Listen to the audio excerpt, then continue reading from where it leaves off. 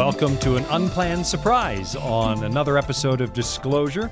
My name is Sean Boonstra, host of this program brought to you by the Voice of Prophecy. This is our flagship program, and this episode is a surprise because, well, this one was pre-recorded a little bit, and so you can't call in live or anything like that, but Natalie, my daughter, and I had so much fun doing an episode a little while ago that before she went away to the airport to break her mother's heart and move across the country yet again, I arrested her on the spot. I refused to drive her to the airport unless she did another show with me.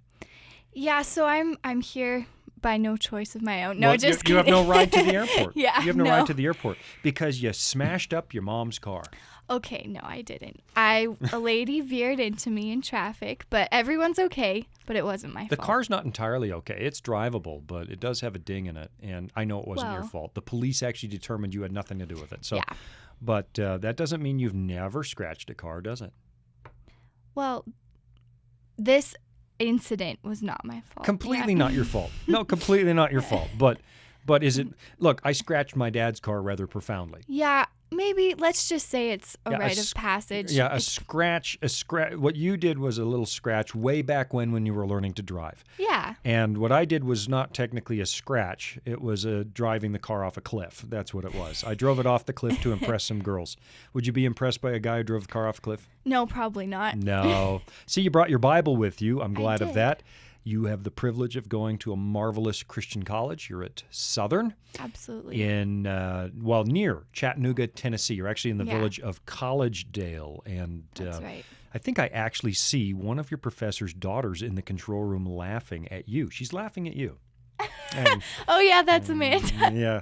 So we have a few people here with connections to Southern. Yeah. But I wanted to hold you by because you were asking me the Bible questions that people ask. And you managed to collect an assembly of some very interesting ones. And we only answered about 5 in the last program we did together. And so I've kept you here to do a few more. What do you think of that? I think that's an excellent idea. And why was it that you only were able to answer 5? I was only able to answer 5 because you talked so long in that last episode that I couldn't get a word in edgewise. I think the viewers will let them decide who talked and who listened. Well, they need to listen to your radio show over there in Tennessee, and they'll figure out that you're pretty wordy yourself. I can be. Yeah. What's the name of your show? Well, it's a new segment on WSMC, the classical music station. I like classical music. I do too. And if I wanted to listen to that segment, I know I plugged it last time, but hey, you're my daughter, it's my show. Let's plug your segment. When can people listen to that? They can listen to it on Sunday mornings at 7 a.m. In other words, when everybody in Tennessee is asleep. Well, maybe some people get up and do things on Sundays. Keep working on it. I've seen you record the segments, and one day they're going to give you prime time. They'll give you drive time. And there you go. It'll be the Natalie show. I don't know what your last name will be. Maybe it'll be Boonstra, maybe not. Who knows? Who knows? Can't you make your future husband take your last name? That might be a bit weird, but I think you can do that. I think you can do that. You could do it. Yeah, Boonstra is such a great name. It's a very unique name. No, there's millions of us. Really? I often ask people when I check into a hotel, am I the first Boonstra here today? Can't be. And they go, well, yeah, I think you're the first one ever. Yeah. Yeah, I haven't met any other Boonstras outside of our family. All right, let's get to the Bible. Let's Okay. get to our Bible study and your Bible questions. Speaking of your future husband, what's that first question? I'm peeking at it across the desk. Oh, my. Is polygamy a sin? Yes, don't do it, Natalie. Okay. Why are you asking? I'm not asking. I'm just reading the questions. Okay, yeah. Here, polygamy is an interesting situation because in the past, people have tried to justify it by the fact that some rather prominent Bible characters and good Bible characters were indeed polygamists. Right. And of course, a polygamist is somebody who marries more than one. A bigamist is somebody with 2 wives. Yeah. A polygamist is somebody with lots of wives. There's an interesting case that came out of the earliest days of the Lutheran Church. There was a German prince who wanted to marry a second wife, and he needed Luther to say that was okay. There's a crisis. This is a big crisis in the earliest days of the Reformation. This happens over the year of 1539 to 1540, roughly when I was a little boy. Back in the 15. And And this crisis showed how badly wrong this whole topic of polygamy could go. There's a guy by the name of Philip. He's the Landgrave of Hesse, so he's a nobleman. Yeah. And he's one of the most powerful Lutheran princes. But the problem was this guy's also a walking tabloid story. He's a scandal on legs. That's what he is.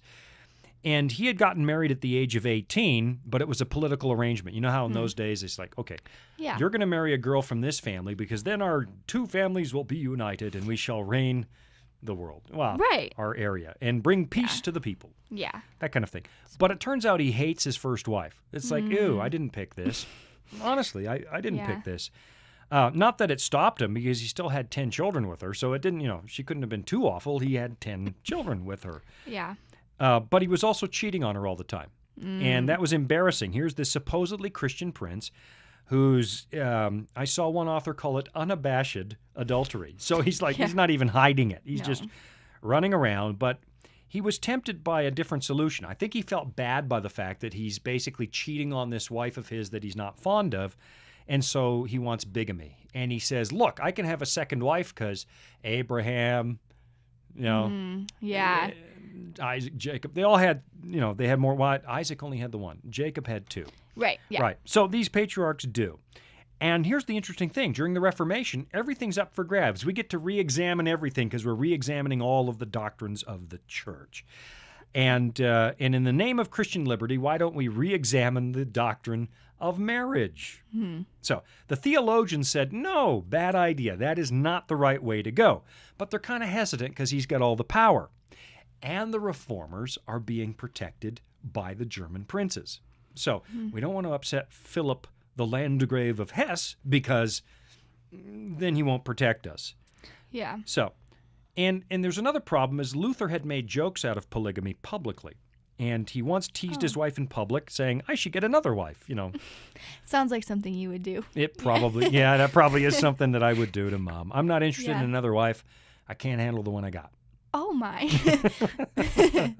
No, I wouldn't want another wife. No. Melanchthon, another reformer, closely tied to Luther, had at one point suggested, look, Henry VIII wanted to divorce his wife and get remarried, have an annulment, and the Pope wouldn't give him one. Yeah. So he suggested, why don't you just go to bigamy? Why don't you just get another wife? And so already we had public statements from some of these reformers who spoke before they thought on this issue.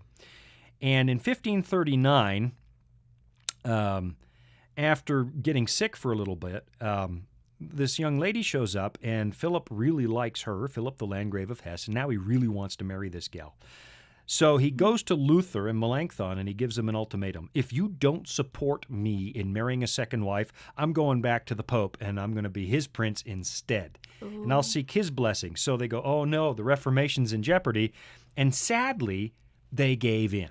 They gave in, and Luther reluctantly said, okay, get a second wife. I think he regretted that the rest of his days. Yeah. But in December of 1539, Philip got a nice Christmas present, I suppose, and Luther basically signed off saying you can do this. So we have this case where Luther regretted it, but it has happened, and it has happened in Christianity.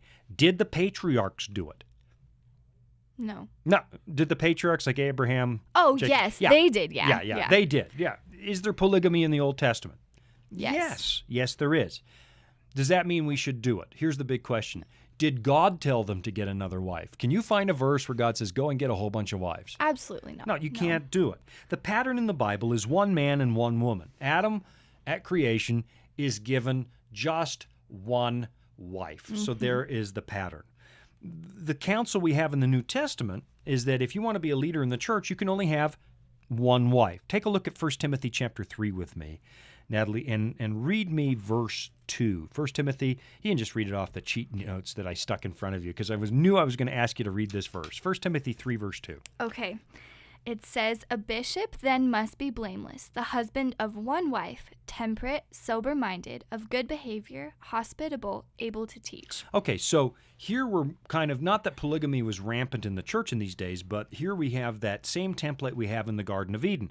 A bishop is an elder presbyter in the church, and he's got to be the husband of one wife. If you want to be leadership in the church, you've got to conform to God's pattern. Look at what Jesus says in Matthew chapter 19. Go ahead and look at that one with me. Matthew 19 and verse 4. It says, "And he answered and said to them, Have you not read that he who made them at the beginning made them male and female? And said, For this reason, a man shall leave his father and mother and be joined to his wife." Okay, wives or wife? Wife. Okay, and what else? "And the two shall become one flesh." What's God's pattern? Two become one. So no, look at verse 6. "So then they are no longer two, but one flesh. Therefore what God has joined together, let no man separate." There you go. So the pattern there, Jesus is really referring back to the Genesis account and saying, this is not what I set up in the very beginning. And when I say Jesus is not what I set up, it's because the Bible clearly identifies Jesus as the agent of creation in John chapter 1, Hebrews chapter 1, and a bunch of places in the New Testament. Yeah. So, does polygamy happen? Yes. Was it God's idea? No. And here's what's interesting. When you find polygamy in the Bible, just in case you're tempted by it, I Not can't at imagine all. how many girls would want to marry a guy who wants one more wife. I wouldn't. Not at all. No. Yeah. Why? Because we're designed to want their sole attention. Right. Yeah. So what would you be worried about if there was a second wife? Probably that he would like the other wife more than me. Yeah, it just creates dissension and Yeah. tension and all that kind of thing, right? And that's what happens in the Bible. In every last case of polygamy, it leads to heartache. You've got hard feelings between Leah and Rachel. Right. It's not going too well. Rachel's not having luck having babies, and at least in the beginning, and that leads to hardship. We've got Hagar and Sarah, right? Sarah's handmaid. They can't have a child, Abraham and Sarah. At least they're doubting that they can do it on their own. Even though God promised it, Sarah says, why don't you sleep with Hagar? Now, I don't know in what universe that's a great idea. Why would Abraham go for that? I guess you had to be there to see how he thought that was a good idea. It ends in huge heartbreak. Hagar has to leave with her little son Ishmael. It's sad.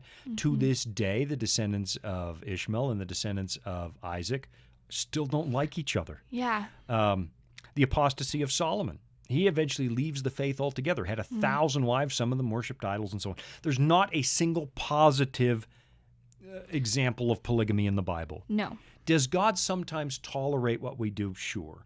Yeah. There's a case in the New Testament where they're challenging Jesus on the issue of divorce, and he says, look, we've allowed certain circumstances, under those circumstances, divorce to happen. But you got to understand it's happening because of the hardness of your hearts. And so God always nudges us in the right direction. He bears long with us when we make mistakes. He corrects us when we need correcting. But the Bible's very honest. That's what I love about it. It's not trying to paint a rosy picture of God's people. It's telling the truth. It's not religious propaganda. And those stories are very instructive for what the model should be between men and women and marriage and household. And there you went again. There's your cue. Yeah. The cue. You used up all my time again, and I'm glad this really wasn't your question, right? You're not considering polygamy. I'm not considering polygamy. Don't worry. No, and you're not considering two husbands either, right? No. Because I've already put word on the street over at Southern that boys aren't to get anywhere within a mile of you. Oh, my. Or I will deal with them. I hope you're listening, Southern. I hope you're listening. I hope you're not listening, We'll be right Southern. back after the break. We'll be right back after this break. You're listening to Disclosure. I'm on the air with my daughter, Natalie, who's just getting on a plane soon, but I've held her back just long enough to do some Bible study on air with her. We'll be right back after this.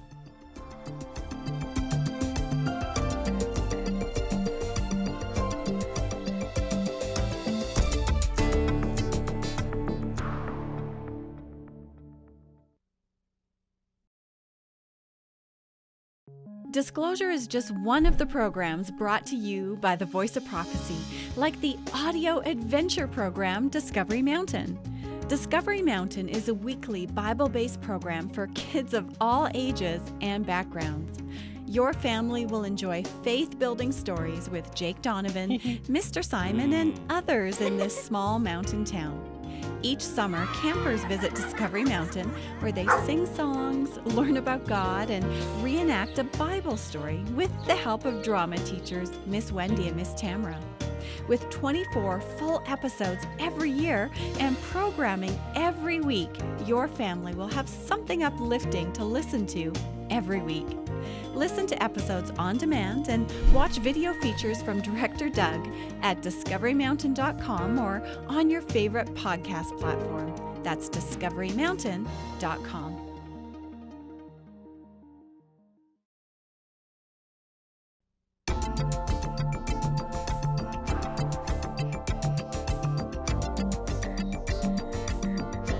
Now that the break is over, I probably need to tell the listening audience what my daughter and I were discussing during the break. Oh, boy. You were teasing me, saying, look, I'm not going to come home with 2 husbands, I'll come home with 3. I honestly don't care how many you come home with. None of them are allowed in the house. They all have to sleep in the car, so you decide how many fit in there. That's how that goes. I'm never going to think any guy's good enough for my princess. Well, thank you. I appreciate that. No, I don't mind if you date. I just don't mind at all. Just That's date good. smart. I know you're a Christian girl and you're praying about it and that kind of thing. And so Yeah. what we're going to do on the air right now is have a contest. Win a dream date with Natalie. Oh, my. Which Right? is it? First caller to call in and get the Bible question right wins a dream date with Natalie. So am I allowed to get married or not allowed to get married? I'm Oh, getting go ahead mixed and get signals married. here. No, there is no contest. Win a dream date with Natalie. Okay. It's win a dream date with Sean. Oh, boy. Yeah. That's a whole other experience. Yeah, it's more of a win a nightmare date. Yeah. Okay, why don't we get back to the Bible questions? That Good. seems like a really good idea. I think that's Or should we give out your cell number? Let's go to the Bible questions. Okay. Did All right. Peter and Paul both die in Rome? This is Christian history, not recorded in the Bible. We know Paul went to Rome to die. Here it is. Yes, the answer is yes, probably they both died in Rome. I have no reason to doubt that both Peter and Paul died in the city of Rome. The Bible never tells us that Peter went to the city of Rome, but it doesn't say that he didn't either. And the earliest Christian witness that we have from early 1st and 2nd century Christians tell us that Peter absolutely went to Rome. That's what they say happened. Can't confirm that with Scripture, but I don't believe we can. But I have no reason to doubt it. Here's the story. Story goes that Peter was held at the Mamertine prison. And this is during the time of Nero. Okay. What happened with the Emperor Nero is that he wanted to make some renovations to the city of Rome, the story goes. And so he has a chunk of it burned down while he's out of town. And people are starting to wonder, did Nero burn down a chunk of the town? Because that was really awful. Extreme home makeover. Right. And so what happened, he says, no, that early sect of Christians did that. The early sect, they were the new sect of Christians then. Yeah. And, those Christians, they're always saying that the world's going to end in fire and that Jesus is coming and there'll be fire. And they burn down the city to hasten the coming of Christ and bring about their prophecies, that kind of thing. And so the Christians go through an awful phase. Nero is taking some of them. There's one occasion where he dipped them in tar, crucified them, nailed them to crosses, and lit them on fire to light up the stadium where they were having their games. They became the living torches that lit the games and so on. Some were sewn in skins and thrown to the animals, and the animals would rip them apart and so on. You can read that in the Roman historian Tacitus. And there's an old story. Peter's leaving Rome, and this is not in the Bible. It's an old legend. There's been a movie made about this. Peter's trying to leave Rome, and a voice calls from heaven and says, Quo vadis, Peter. Quo vadis is Latin, and of course the voice really probably wasn't speaking Latin to Peter, but that's how the story is told. And the Quo vadis means, where are you going? You know you're supposed to be in this city and preach the gospel. Again, not in the Bible, might be purely legend. But then he goes back to Rome. He's held in the Mamertine prison. I've been there. It's a dark, dank cell sort of underneath the ground at one edge of the Roman Forum. It's underneath a modern-day church. And eventually they took him out to the Vaticanus mountain over on the other side of the Tiber River. And they're about to crucify him, the story goes. And he says, no, you can't do that to me. Yeah. That's too good for me. That's how Jesus died. Do you know the story? I do, yeah. So? Yeah, so they crucified him upside down. That's right, head down. And we're reasonably certain that most of that story is true. In those days, the Vaticanus area was basically a slum and a garbage dump. And so they took him out there and probably is buried there. There are some really silly stories that are attached to this whole thing when you go to the Mamertine prison. There's a staircase. They've just finished renovating it, and they messed up my whole story. But there used to be a staircase going down into the cell, and there's a sort of a dent, an imprint on the wall, and there's a little sign, and it's in Italian, and the sign basically says, this is the spot where the soldiers shoved, it's not word for word here, I'm paraphrasing it, Right. shoved Peter down the stairs, and his head hit the wall, and that left the miracle. Well, what miracle? The dent in the wall. Apparently, Peter's head was so hard, so rock hard, that it actually left a dent in a stone wall. And it's a funny story because Peter's character kind of matches that in the Bible, right? Definitely. The stone-headed preacher. So, in the middle of the 2nd century A.D., Christians identified this simple grave in the Vatican necropolis. The necropolis, they dug underneath the Vatican, and they found this ancient burial ground of Christians way down deep in the ground. And they say that's where Peter's body was buried. And they did find a tomb. The only thing we know is that it does date to the 1st or the 2nd century A.D. But is it Peter? I don't know. I don't know. Mm-hmm. So did he go? I believe there's enough circumstantial evidence, there's enough historical talk, there are enough stories that the answer is yes. Peter went. What about Paul? Well, we know Paul went to Rome for sure because he went there to stand trial and appeal to Caesar. The Bible does say that much. And he could go there and appeal because he was actually a Roman citizen. So the book of Acts tells us he did go there. And, of course, they couldn't crucify him because you can't crucify a Roman citizen. Just can't do it. So he was taken out to an area, they believe, known as today as the Abbey of the Three Fountains. I've been there. And they cut off his head. They beheaded him. More fitting punishment for a Roman citizen. What's curious today, you go in the church that they built on the spot, and we built churches on everything historical all over the world. Yeah. There are these 3 springs of water in the ground, and they've got holes in the church floor. You can see these springs. And on the wall above each hole, they show a picture of Paul's head. And the floor is sloped. So Paul's head is above one fountain, and it's rolling down a hill, and it's at the next fountain. And so it chops off his head. The story is when they chopped off his head, it bounced 3 times. And every time it hit the ground, a spring of water came up out of the ground. Wow. It's nonsense. That's baloney. That is just, I'm not eating that. I'm not buying that. That's not the truth. But I'm reasonably certain that probably is the spot where they did chop off his head. So were they both in Rome, and did they both die there? I'm saying yes for sure on Paul, and yes, 99.99% certain on Peter. Yeah. So, okay. That's pretty good. What else you got? Did Paul ever visit Spain? Too hard of a question. You take that one. I'll let you take it. Okay. Listen, You're the Bible expert, remember? Yeah. Did Paul ever visit Spain? The answer is probably yes. And there's actually something behind this question. We may end up doing this in 2 parts, like before and after the break. But did he go to Spain? Yeah. Let's take a look at Romans chapter 15. Take a look at this in verse 22. Go ahead and do me the honors of reading that for me. Okay. It says, "For this reason, I also have been much hindered from coming to you." So this is Paul writing to the Romans. Keep going. Okay. "But now no longer having a place in these parts and having a great desire these many years to come to you, whenever I journey to Spain." To where? To where? To Spain. So is he planning to go to Spain? Yes. Yes. Okay, keep going.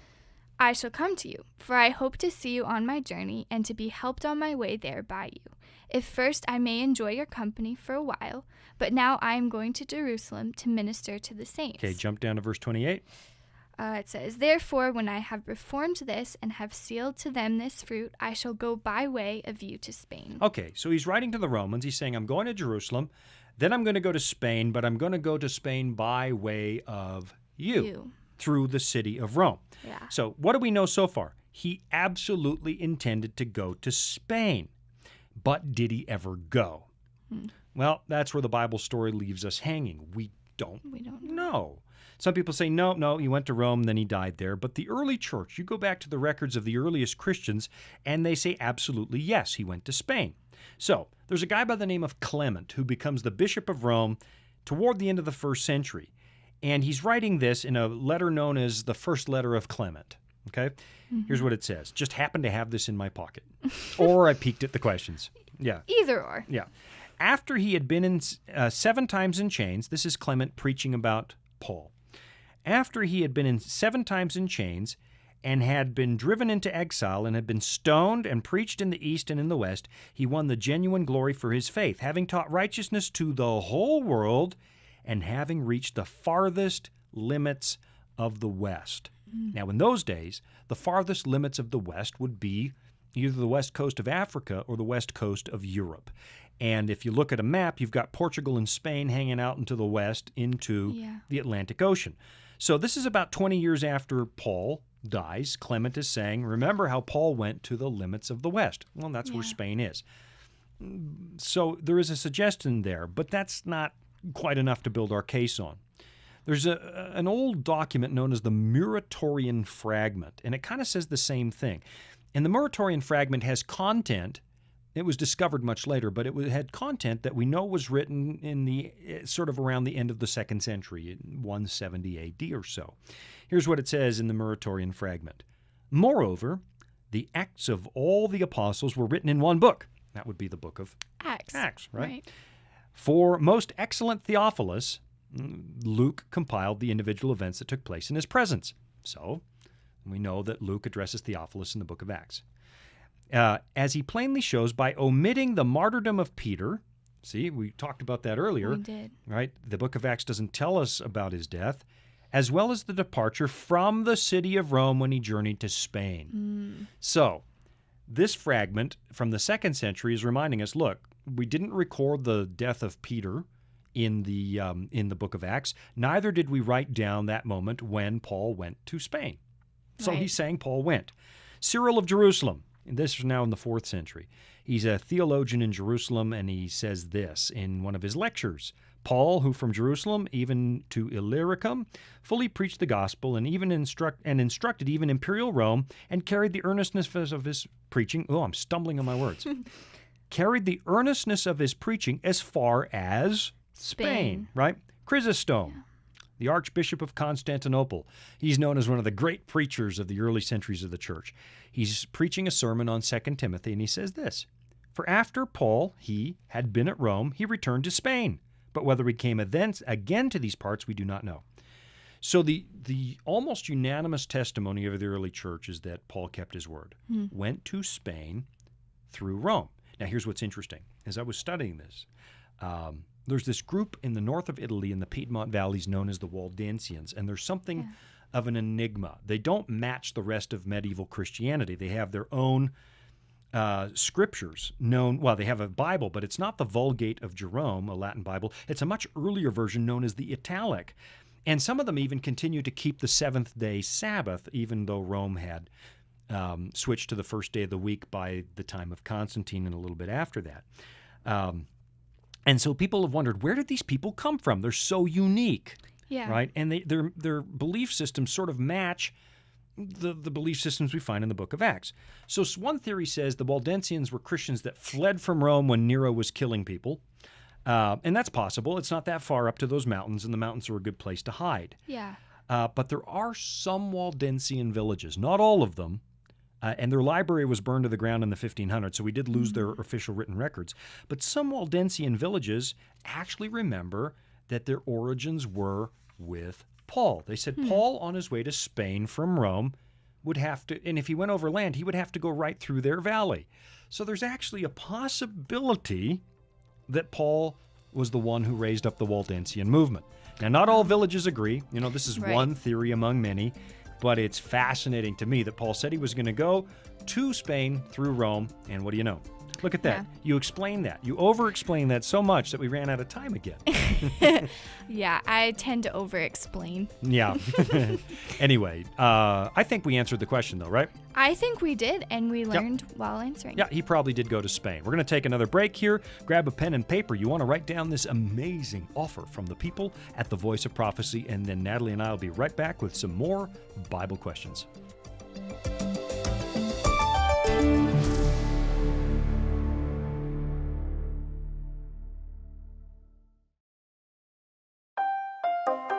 Are you searching for answers to life's toughest questions like, where is God when we suffer? Can I find real happiness? Or is there any hope for our chaotic world? The Discover Bible Guides will help you find the answers you're looking for. Visit us at BibleStudies.com or give us a call at 888-456-7933 for your free Discover Bible Guides.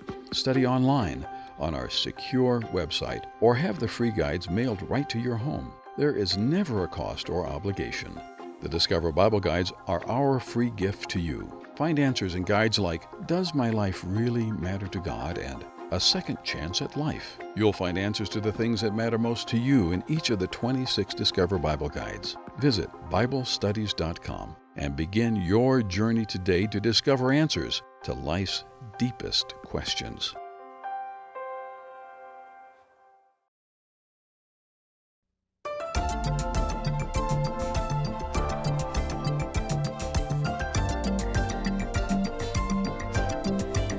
And we're back. This is round 3. Natalie, the Grand Inquisitor, asking questions of me and shoving bamboo under my fingernails if I get them wrong.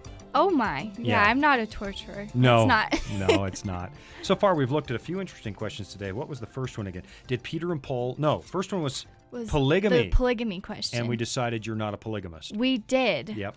And the second one, did Peter and Paul both die in Rome? Did Paul ever go to Spain?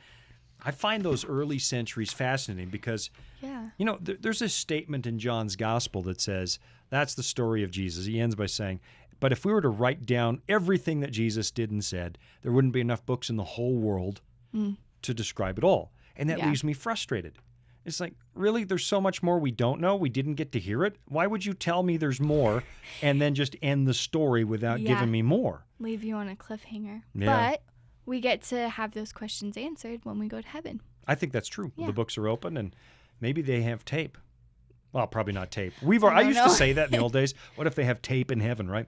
And now we've even abandoned tape. You got to figure they got something better. Probably. Something better.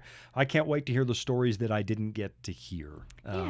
But I do like piecing together the history of the early Christian church. There are all these tantalizing clues everywhere as to how Christianity spread across the Western Roman Empire.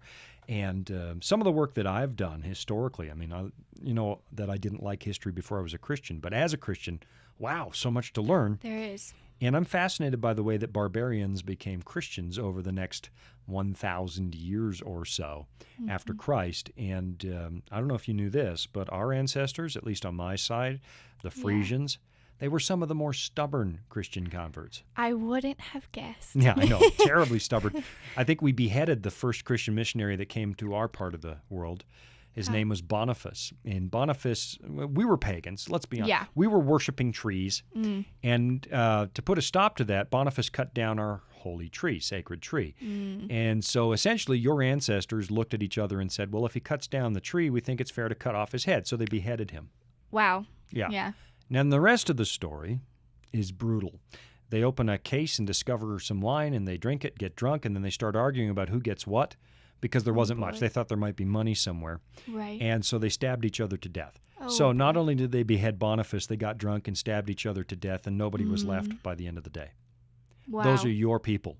My Those are your people. people. Your Eventually, people. we did come to Christ, though. We did come to Christ, and Wow. stubbornly. So I do find that fascinating. All right. What else have you got? I mean, that kind of tied into what we're talking. Did Paul visit Spain? We have to piece together the possibility from history. The same with Peter going to Rome. And I think the answer to both those is yes, but we have to piece it together, and we don't have 100% certainty. Right. Well, this next question is actually about Paul as well. It says, good. Okay. Yeah, it says, what was Paul's thorn in the flesh? Okay. Well, we don't really know.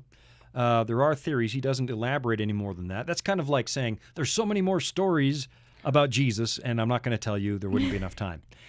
Paul just says he's got a thorn in the flesh, something that kind of bothers him. Let's take a look at it in 2 Corinthians chapter 12, verse 7. I'll let you read that for me. Okay, and it says, and lest I should be exalted above measure by the abundance of the revelations, a thorn in the flesh was given to me, a messenger of Satan to buffet me, lest I be exalted above measure. I used to make a little joke out of that. Satan loves buffets, but that's I know it's the worst joke. It's the total dad joke, right? Yeah. Very much so. Yeah. Okay. But notice what it says there: "Lest I should be exalted above measure by the abundance of the revelation." So he's an apostle. God is showing him things, but he's given a thorn in the flesh, a messenger from Satan to sort of make his life a little harder. Yeah. And then notice what it says in verse 8. Concerning this thing, I pleaded with the Lord 3 times that it might depart from me. Okay, keep going. Just keep plugging along. And he said to me, my grace is sufficient for you, for my strength is made perfect in weakness. Therefore, most gladly, I will rather boast in my infirmities, that the power of Christ may rest upon me. Therefore, I take pleasure in infirmities, in reproaches, in needs, in persecutions, in distress, for Christ's sake. For when I am weak, then I am strong. So look at the lesson that's here. Like Satan's doing something to discourage him, but God's allowing it. It doesn't suggest that God's the author of it, but then he goes and prays to God 3 times. Please let this stop, whatever this thorn in the flesh is. Let this stop. And God's answer is, I'm strong enough for you. My grace is sufficient for you. My strength is going to be made perfect in your weakness. And so sometimes in this life, ahead of glory, ahead of the kingdom, God allows things to beset us.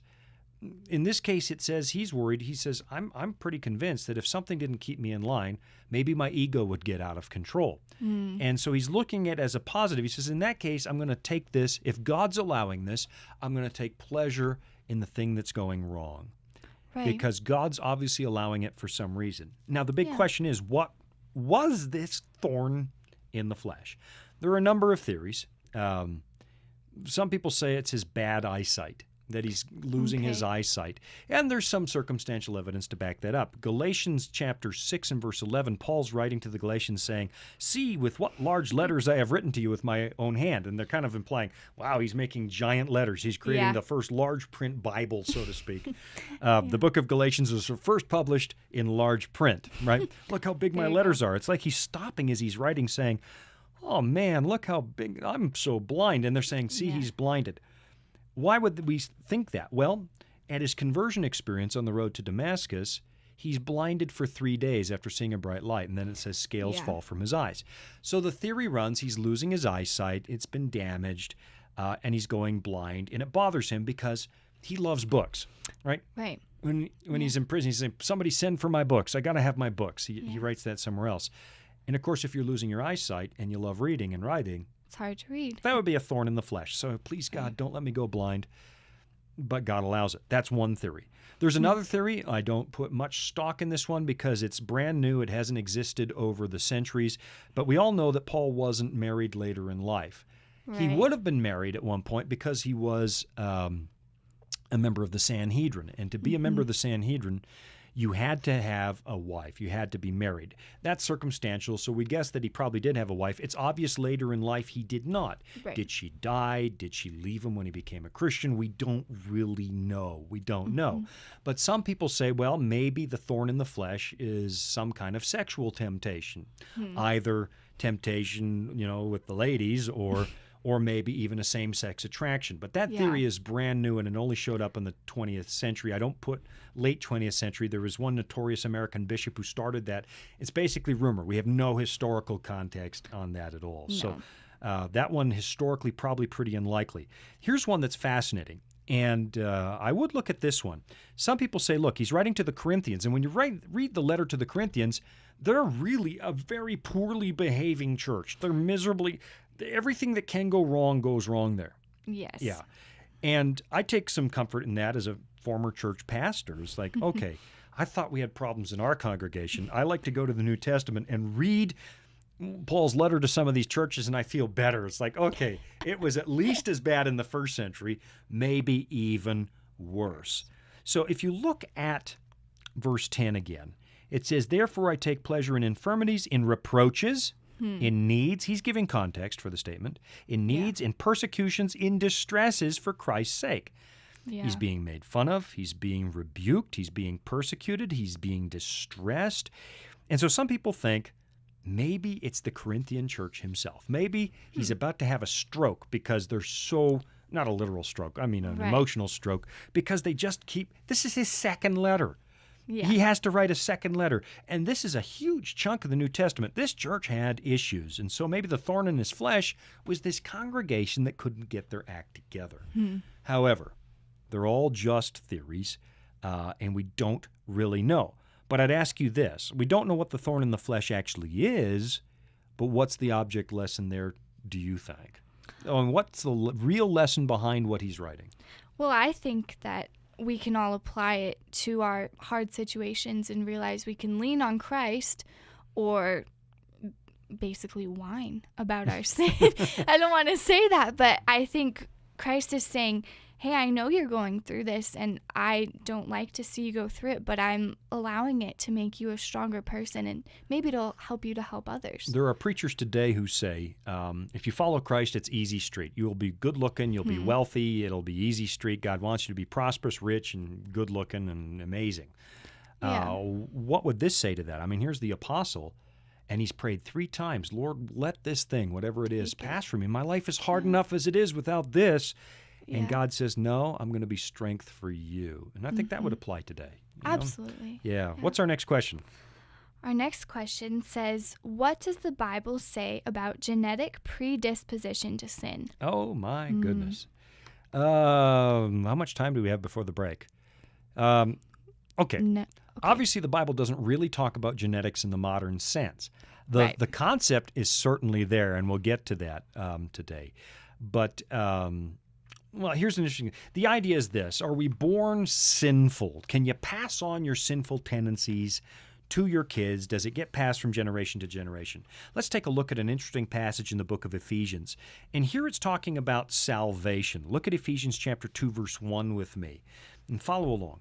And you he made alive, who were dead in trespasses and sins. So, let me pause here. Even if you did discover that you got a tendency towards something that got passed down from your parents, grandparents, great-grandparents, and so on, if there's a genetic component, let's say that I love getting drunk. I don't, but I love getting drunk, and I discover, my goodness, I've got a genetic predisposition to alcoholism. Is that an excuse for living a drunken life and, neglecting my family? No.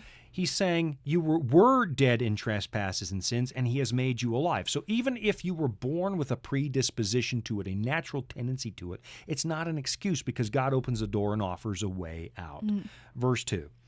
In which you once walked according to the course of this world, according to the prince of the power of the air, it's the devil, the spirit who now works in the sons of disobedience. Now look at that phrase, sons of disobedience.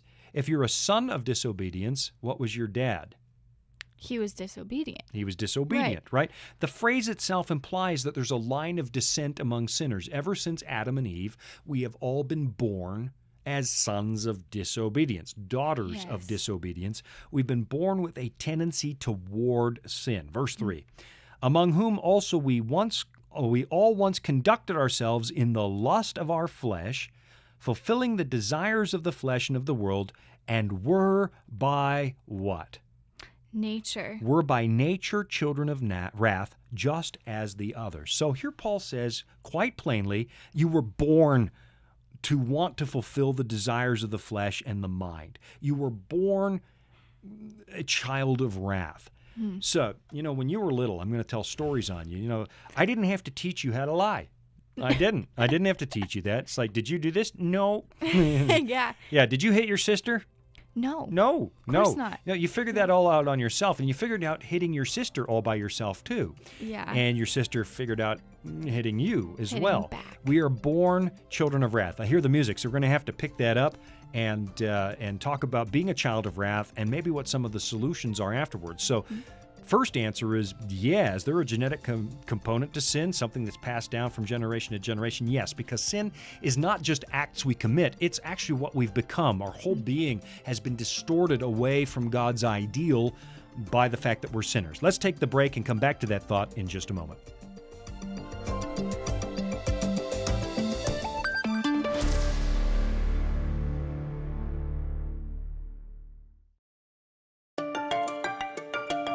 Are you searching for answers to life's toughest questions? Like, where is God when we suffer? Can I find real happiness? Does my life really matter to God? Or is there any hope for our chaotic world? The Discover Bible Guides will help you find the answers that you're looking for. Visit us at BibleStudies.com or give us a call at 888-456-7933 for your free Discover Bible Guides. Study online on our secure website or have the free guides mailed right to your home. There is never a cost or obligation. The Discover Bible Guides are our free gift to you. Find answers in guides like A Second Chance at Life. You'll find answers to the things that matter the most to you. Visit BibleStudies.com and begin your journey today to discover answers to life's deepest questions.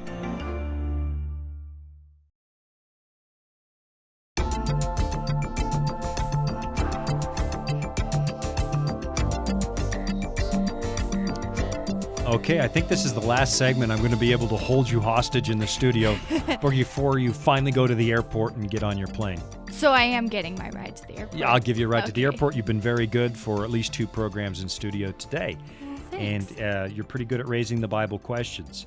I think the next time we get together, maybe, are you going to come home for Christmas or something? I'll come home for Christmas. Oh, I'll be home. I won't sing. Okay, good. Yeah, I won't sing. I'll be home for Christmas. We'll do a Christmas show, and I ask you questions. Oh, that'd be interesting. Yeah, nail you to the wall. Bring your sister in here, too. Yeah. And we'll do tell-alls. Who really broke that window that time? Yeah. Yeah. Okay, we were kind of talking about that before, because the question again, Natalie, was what? The question that we're addressing? It says, what does the Bible say about genetic predisposition to sin? Right. And so there's a number of dimensions to this idea, but the biggest one is, can sinful tendencies get passed on from generation to generation? And the answer, according to the Bible, is sure, yes. We're called the sons of disobedience, and it kind of implies that there's a line of disobedient people. Right. And it says, there is no one who has not sinned. Where did we first learn it? Well, with our first fathers, father and mother, Adam and Eve. And once they sinned, something shifted. Sin is not just breaking the rules. Sin is deeper than that with humanity. We've been so morphed that the Bible says that we couldn't do right if we wanted to. Even our righteousness is as filthy rags. And can a leopard change his spots? No, we seem to find ourselves helpless. There's something in us that gravitates towards selfishness, rebellion against God. And Paul says in Ephesians chapter 2 and verse 3 that we were we were by nature children of wrath like everybody else. Everybody's a child of wrath. And the wrath of God falls on sin. He's basically saying we're all born with the wrong desires. We're inclined toward the wrong thing. And then the Bible also does talk about sin being punished down through the generations. Let's take a look at the Ten Commandments. I'll give you an example of this, but then we're really going to have to slow down and explain it. Okay. Okay, Exodus chapter 20. Go ahead and read me the commandment in verse 4. You shall not make for yourself a carved image, any likeness of anything that is in heaven above, or that is in the earth beneath, or that is in the water under the earth. You shall not bow down to them, nor serve them, for I, the Lord your God, am a jealous God, visiting the iniquity of the fathers upon the children to the third and fourth generations of those who hate me, but showing mercy to thousands, to those who love me and keep my commandments. Okay, let's take a look at this. Okay. I, the Lord your God, am a jealous God, visiting the iniquity of the fathers upon the children to the third and fourth generations of those who hate me. Now, notice that it talks here about the sins of the parents having some kind of an effect on their children, grandchildren, and great-grandchildren. And it says that the iniquity of the fathers is visited upon the children. Now, we already know from what Paul taught us that this is absolutely true. We do pass our tendencies on to our own kids. Right. That's the worst moment in a parent's life, when you see your own sort of negative traits coming out in your kids. Not that you have many negative traits, but I don't suppose you remember what happened on the freeway in Toronto when you were 2, sitting in the back seat in your little car seat. Do you? You don't know, do you? I don't know if All right. I remember. Now, here's what happened. I'm driving, Mom's in the passenger seat, you're in the back. You're 2 years old, and you loved going out for rides, and we would play that game we talked about. Yeah. Is so-and-so in the Bible? And Right. you've always loved Bible study, and you would play along as so-and-so in the Bible. But then a trucker cuts me off. And I mean, he comes so close to the front of my car. You should know about this because you got hit by somebody in traffic the other day. Yeah. It's not a pleasant experience. No. So this trucker nearly takes me out on the freeway. He swerves in front of me. I have to swerve into another line. My knuckles are white. I finally swerve back into my lane. My heart is racing. I'm clearly a little agitated. And what does little Natalie do? She starts yelling at the trucker. And you called him a name. It wasn't a dirty word or anything, but you called him a name. And your mother looked at me. Where did she learn that? I don't know. Yeah, right. I don't know. But you were yelling at the trucker at 2 and calling him names for cutting us off in traffic and shaking your little fist at him and stuff. And then I thought, oh, my goodness, I really need to rein myself in around this little one. Yeah. It's kind of, so your tendencies do get passed on. That's true. I didn't enjoy watching my own negative traits come out in you. You're a much nicer kid than I ever was, and you're a much nicer young adult than I was. Thanks. But here's what this is not talking about. There is something that passes on from generation to generation, but this is not talking about punishing children for the sins of their parents. It's not talking about holding you responsible, culpable, guilty for something I did. right? So I rob a bank and God holds you accountable. Does that sound fair? No. No. But if I pass on a tendency to you and you act on that tendency, is that your fault? Absolutely. Yes, it is, because Yeah. God offers a way out. He understands our infirmity, the book of Hebrews says. He understands we're weak. That's why he invites us to come and lean on him and beg him. And look, I can get you through this. Yeah. There is no temptation among you such as is common to all men, Paul writes. We all sin. God understands. So it's not talking about you being held accountable for what I did. And Right. I am not personally accountable for Adam and Eve doing what they did. I'm accountable for what I did. And I know this based on Ezekiel 18 and verse 20. Let's take a look at that one. Ezekiel 18, verse 20. Go ahead and read that verse for me, Natalie. The soul who sins shall die. The son shall not bear the guilt of the father, nor the father bear the guilt of the son. The righteousness of the righteous shall be upon himself, and the wickedness of the wicked shall be upon himself. So you see that? Yeah. There is something that's passed on, but the son does not bear the guilt of the father, No. and the father doesn't bear the guilt of the son. God is perfectly fair. We don't bear each other's guilt. And your account is your account, my account is my account. Here's the bad news. All of our accounts are pretty bad. And if you've ever been worried that you stand condemned in front of the throne of God, you may as well relax. You are utterly condemned in front of the throne of God. We have all sinned, all fallen short of the glory of God. But I'm responsible for me and you're responsible for you. The good news is Jesus assumes responsibility for all of us, takes our place at the cross of Christ, and now it's as if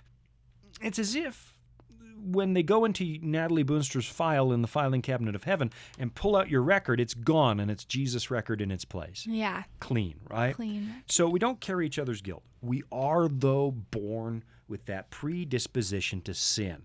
Sometimes something wells up in you and you're having a wrong thought, doing something, and you didn't plan to have the wrong thought. It's not like, okay, today at 2 o'clock, I'm going to get angry at my sister and I'm going to call her a name. No, it just kind of wells up in you and happens, right?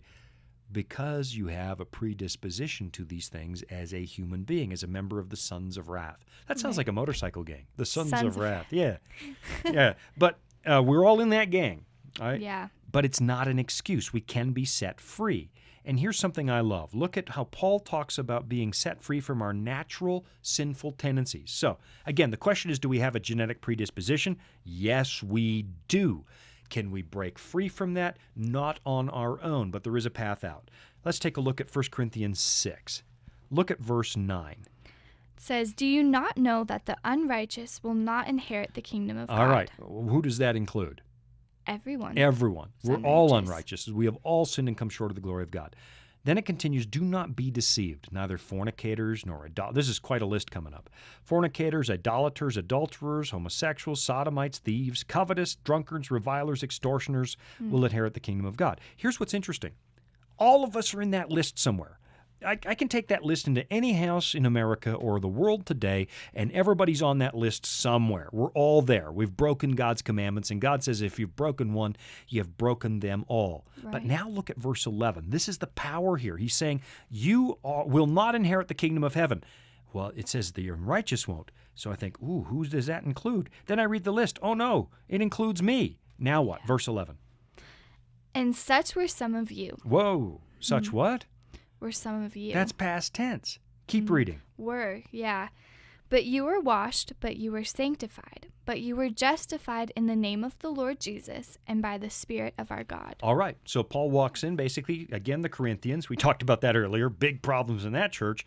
And they have a whole bunch of people that have done all these things in this list. And then he says, but remember, that was what you were, and you aren't any longer. You've been washed and cleansed in the name of the Lord Jesus Christ. So basically, it comes down to this.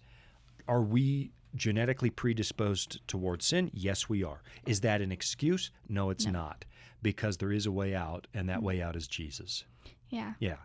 Now, some people panic and they think, well, then I'm going to become sinlessly perfect. No, focus on Jesus. Let him deal with that and focus on the work he gives us to do. That's sharing the gospel. Let him worry about that. Okay, let's do one more because we got only 4 minutes left. Okay. This question says, was Paul forced to fight wild animals in the arena? Fascinating question. And it's not one many people think about.